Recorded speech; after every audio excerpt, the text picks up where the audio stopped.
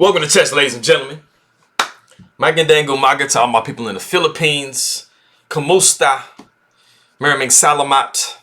I think sa, let me see. Yeah. Maraming salamat sa watching my videos. I believe sa means four. That's what it showed when I looked it up. And I got a comment that said, Kamusta sa? So, I think I got that right. Anybody that's watching from Poland, Shest, and I say, let me see, I just learned this word. Let me see, Dziękuję. I think. Dziękuję? Yeah, I think that's how you say the word. I'm trying to say thank you. If there's anybody that speaks Polish that, wants to tweak the way I'm saying that, like I said, it's sold Dziękuję. So I think that might be, it's somewhat right. It can't be all the way wrong, but just feel free to tweak me. I'm not a Polish speaker. But anyway, I did change my chess legend down below. Is the great Frank Marshall. His nickname is the Great Swindler. Pretty much anything that has to do with swindling in chess, you're going to be hearing his name because he was always renowned for his tactical ability. And he was very famous for turning lost positions into either draws or wins, which is basically what you do when you swindle. You kind of bluff, and then, you get a chance to, either win the game or draw the game and just basically not lose the game. And also, as you guys can see, he was the creator of the Marshall Chess Club in 1915. And that is the most famous chess club other than the St. Louis Chess Club in the world. And pretty much anybody who's played chess on a professional level, for the most part, has played at the Marshall Chess Club in New York. And so it's a great place. I'd like to go and play one day. And on another note, the game of the century. For all you guys who are familiar with that game, it is Bobby Fischer versus Donald Byrne. It was played in 1956, and it was actually played at the Marshall Chess Club. So that just kind of gives you a good idea of the level of play there. Also, the board that was used in the 2018 World Championship match it is actually sitting in the Marshall Chess Club. So there's a lot of history and a lot of, there's just pretty much, it has one of the hugest connections, to, chess as we know it in the United States. But with all that out the way, let's go ahead and taking a look at this game real quick. It's a gem. I took it from, it's from round one, game one of the first knockout of the Opera Euro Meltwater. It's a pretty exciting game. It's a pretty exciting game. So I'm not going to try to keep y'all too long.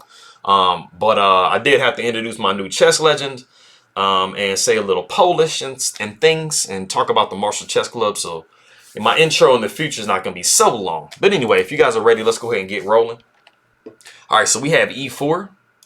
Make sure we good. All right. We have E5. We got knight to F3, knight to F6. We have knight takes E5, so we have D6, knight back to F3, knight takes E4, and we have D4. So as you guys know, we have the Petrov, also known as the Russian game, and this is the classical variation of that. And this is something that Fabiano Caruana is very famous for playing as the black pieces. I will honestly say, as far as like the computer is concerned, it's not the soundest defense to play. It's kind of one of those things where if white is not familiar with the theory, they might get into some trouble. And that's kind of like how when people play gambits, they play that real side stuff, throwing just wing pawns and stuff. It's not sound. Those are much less sound than this, but they're just trying to take advantage of the fact that maybe their opponent, might not be prepared against such things. But it's definitely not lost. But it's actually a little struggle for black to get a good advantage rolling. So we see D5, bishop comes to D3, we have bishop to F5, we have castles by white, we have bishop to E7, so we have rook to E1, we have castles by black, and we do have knight B to D2 for white. And as you can see, this knight is a little rocky on this square. It's not super solid because it's only anchored by this bishop and this pawn, so it's not the best. But so actually this is the best possible continuation, and this secures you a pretty severe advantage You know, pretty much about a pawn's worth of advantage. Like, you're definitely more than +1 here after the move c4. And c4 just exclams what I just said a second ago as far as this knight being a little bit loose. So you're going to be forced to play c6. After queen comes to c2, you have knight to d7. And this is just showing you just a sample line. This is pretty much like the best play for both sides. Bishop to c3, we have bishop to b4. Bishop comes to f4, we have rook to e8. Pawn takes d5, pawn takes d5, and you actually have the very, very interesting knight takes e4. Now, it seems like you're giving away the exchange. You kind of are, but you're winning a piece in the process.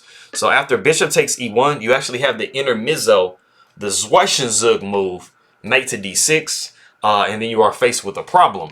You have this pawn hanging, you have this exchange being lost, and you have this bishop being ready to be taken, and you are currently down a piece. So as you can see, just in basically the best play for both sides, you know, you'd have to probably retreat the bishop to a5. After knight takes e8, actually, no, I messed that up. Bishop would take first, and then after queen takes, you'd retreat the bishop to a5. Then the knight would take on e8, the queen would take, and you see queen to b5. And, you know, as you can see, you just have a lot of problems here, you know, for black. So, going back to what we had in the game, like I said, we had knight b to d2, which still you have a pretty good advantage as white. So the knight comes to d6. We see knight to f1. Bishop now takes d3. We have queen takes d3. We have c6. Bishop to f4. We have knight to a6, h4. We have knight back to c7. Knight to g5, and we have g6. And then this is where we come to the novelty of the game. I think, let me see. Bishop takes g5 was the one that was in the database, and I believe, if I'm not mistaken, that was a Karyakin game. So, but yeah, g6, like I said, is the first you know, time we've seen g6. So we have knight to e3. We have queen to d7. So as you can see, I mean, both sides are doing fairly well. White does have a slight advantage, but it's not like, you know, the game is ended. You know, but white and black both have their rooks connected. They have their pieces active. You know, black seems like they might slightly be more compressed than black. But, I mean, overall, you know, you have good king safety. Both kings are good. You know, everything is everything. It's a pretty nice, you know, fairly even position. So we do see h5. Now, h5, slightly not, you know, slightly not correct. It's kind of aiming at trying to, you know, open the king up.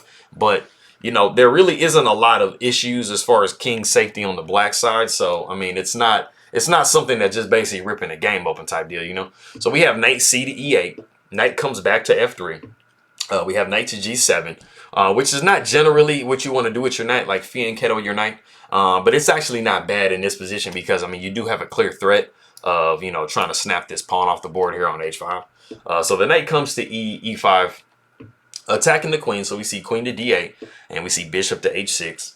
And, you know, so of course, you know, you're not going to be snapping the pawn off now because you're going to be looking at losing the exchange. And you're going to be opening your king up, so that's not good. So we see bishop to g5. We see knight to g4.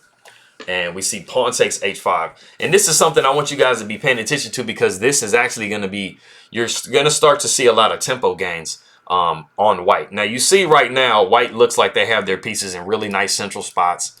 You know, they're attacking. You know, it just really looks bad for black. But you're going to see white actually get backed up here. And this is the part in the game where the tide really starts to turn. And Jan, let me see, because I just learned how to say his name correctly. Jan-Krzysztof Duda. So you start to see Jan-Krzysztof Duda be able to start to come and you know, turn the tide of the game. So we see bishop takes g7, and then you're going to have to take on g7. You see the knight come back to h2, and after f6, you see the knight come back to knight e to f3. So as you can see, you know, the position has greatly changed because, you know, before these knights were really active on good squares and the bishop was up here. But now you see that white is in a much more defensive position than they were a second ago. And there really isn't any problems with the king. You don't have a bishop, so you're not really penetrating any of these squares. The knights are in just really, really, like, you know, retreat positions. And then also another problem that you have is you have a hole here on e4. So that's something that's going to become relevant here pretty soon. So we have knight, well, I mean, immediately. Knight comes to e4. And so that is a really solid move. Not the best move. one of the better moves was actually going queen to d7. And then after rook to e2, we'd see rook a to e8, and then rook a to e1, and even rook to e4. And as you can see, this is just a completely like overwhelming dominant position for black. I mean, you have this rook just like literally just in the middle of the board. You don't really have the ability to take because the knight, actually you should probably take with the pawn here because that's just going to be forking. But even if you did take with the knight, I mean, you know, you're just going to be coming at f5, and I mean, there's just really no getting rid of this knight. It's really, really annoying. So going back to, like I said, what we had in the game, we had knight to e4. We had rook coming to e2, king back to h8. We have rook a to e1. We have bishop to f4. We have knight to f1, and then we have f5. And as you can see, this knight is just like permanently 1000% in the middle of the board. These rooks are basically dead because they are just blunted by this knight. There are no open files for them to really do anything with. You have a lot of pieces attacking. You have this file open, so black is in a very, very dominant position right here. And so we have c4 that comes a little bit too late, but I mean, it's never, you know, it's nice to get it in though, at least. So we have rook to g8, the pawn takes d5, pawn takes d5, and then we see knight to e3. And something I wanted to mention in honor of the great swindler, Wesley So is in a very bad position here. He's down probably about 2 points, which positionally is equivalent to about 2 pawns. But it's just simply because of the fact that this, I mean, when you're looking at that, when you're thinking, well, what does +2 mean for black, right? You're basically meaning that positionally, the computer is thinking that black is up like 2 entire pawns worth positionally. And basically, like, to break that down in to where you can understand, these pieces are very passive. These rooks are basically inactive. They would really need to shift themselves over to the C file. You know, this rook is bearing down on this square. This queen is possibly coming over, you know, swinging over. You have the ability to double rooks on this file. There really isn't a lot of defense for the king. And also you have this pawn that has the ability to start coming down. So those are all the ingredients that basically make it to why black is in such a dominant position. And even moving knight to e5 doesn't really do much because, I mean, it just basically just clears more space for black to be able to dominate. So as you can see, you know, a lot of times when you get into like a certain level, you start to feel how bad this position is. And I mean, you don't need the computer to tell you like, oh, the position is like such and such bad, because like, I mean, you can just feel it. So basically, like I said, he needs to Frank Marshall. He needs to swindle his way into a better position, a draw, or maybe possibly a win. So we see queen to d7, and then we see knight to e5. And this is the point of the game that I want you to stop it. And I want you to try to guess what Jan-Krzysztof Duda plays and what Jan-Krzysztof Duda actually misses.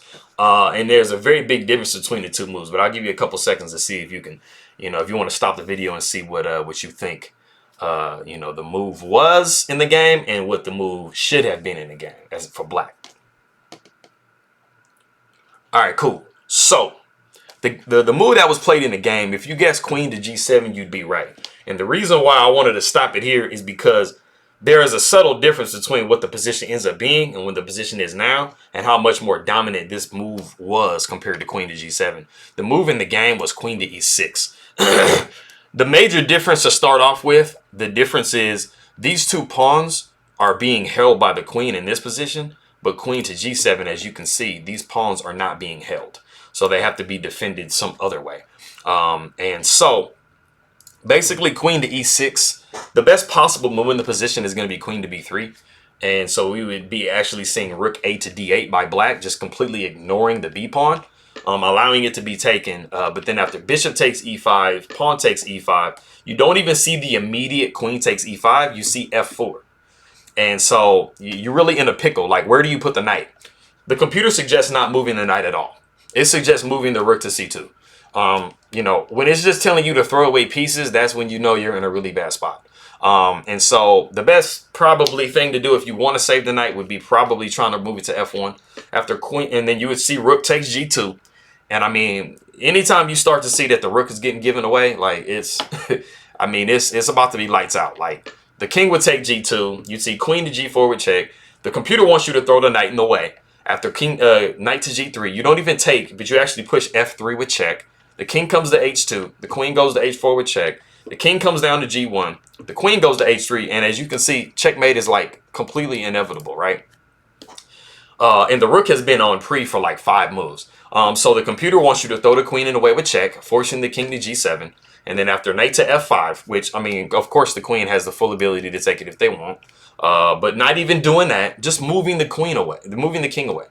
And then after knight to e3, you would see rook to g8. And it doesn't matter if you go knight to g4 or knight to g2, it's going to be mating. And the only other difference that I want to show you before we get into the other one is the move f3. I'm going to show you the reason why in this particular position it doesn't work.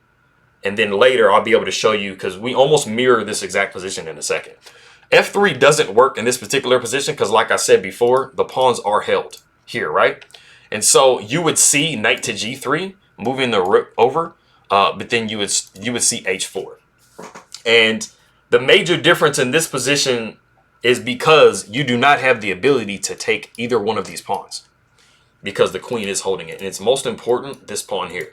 So once we go, I'll show you here in a second here. So after queen to g7, we see f3 here. f3 does work here. After knight to g3, we see rook to c2. And the reason why we don't see h4, it's not playable, is because of knight takes d5. So that's the major reason why queen to e6 was such a dominant move over queen to g7. So in the game, we saw rook to c2. We saw bishop takes e5. Pawn takes e5, queen takes e5, and then we see queen takes d5. Rook a to e8, queen takes e5, rook takes e5. We see rook to c4. We see b5. We see rook to d4. We see rook to f8. We see king to f2. We got f4. So we see rook, knight over to c2. Rook takes e1, knight takes e1. We have rook to e8. We have rook takes f4. We have knight to h1. We have king to f1. Rook, knight to g3 with check, king back to f2. We have knight to h1. We have king to f1. We have knight to g3 with check. We have king to f2. And we have a draw by repetition. So I think this is actually the most exciting draw that I've ever shown. And this was the first game that started off that round. So the reason why this has to be a draw is because let's say we get into this position here and we move this way, right, to attack the knight. We just drop our knight, and we don't have the ability now to take this knight. So we're gonna have to do that. And you know, you can just move the knight here, you know. And so you're gonna be down an entire piece now. So you know, Wesley so doesn't have anything to do other than just, you know, go back and forth between these squares, you know. So that's how you ended up. So it's interesting the way that it ended up, because it just happened to be such a perfect situation for the knight to be able to just jump back and forth with check, and the king really can't do much about it. And it's only because of the position of this knight. If the knight was anywhere else, it wouldn't matter, because it wouldn't be getting taken with check, you know, and protecting the knight at the same time. So that is the end of that. Maraming Salamat, King Magat Kai Bagan, all my people in the Philippines, Magandang Umaga, and let me see, Jan-Krzysztof for everybody that's in Poland. Appreciate you coming by and watching my video. Yeah, if you guys have any other videos you want me to take a look at, I'm just kind of going over like older games that I haven't looked at before, just in preparation to get ready for the 13th of March, which is, I believe, when Wesley So is going to be playing again. But I appreciate you guys coming by, and I'll see you guys next time. All right.